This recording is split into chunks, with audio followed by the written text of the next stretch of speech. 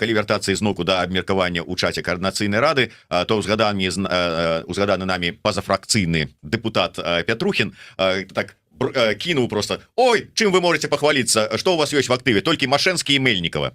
Дарэчы, калі Машэнскага ўзгадаць, колькі ўсё ж таки ён даваў, фінансаваў каардынацыйную раду, у якой суме? Ведаеце, некія просто жахлівыя сумы, мы просто не ведаем, наколькі шмат. Гэта глупства. Якія сумы каардынацыйнай радзе даваў Машэнскі? Гэта просто хлусня. А чаму тады каардынацыйная рада так упарта бараніла інтарэсы Машэнскага? Ніхто там не бараніў інтарэсы Машэнскага, просто прыводзілі аргументы, чаму тыя аргументы, якія там прыводзяцца Петрухіным, непадрыхтаваныя дакументы, нельга перадаваць у адпаведны орган. Толькі ў гэтым было пытанне, гэта тэхнічнае пытанне, бо калі б каардынацыйная рада перадала дакументы, дзе недастаткова абаснаванняў, іх бы не прынялі проста. І да гэтага бы адносіліся як да несур'ёзнай структуры. І нават калі мы паглядзім рашэнне польскага боку, там да тых аргументаў яны яшчэ далучаны нейкія рашэнні спецслужбаў. Я думаю, што яны сталі галоўнай падставай.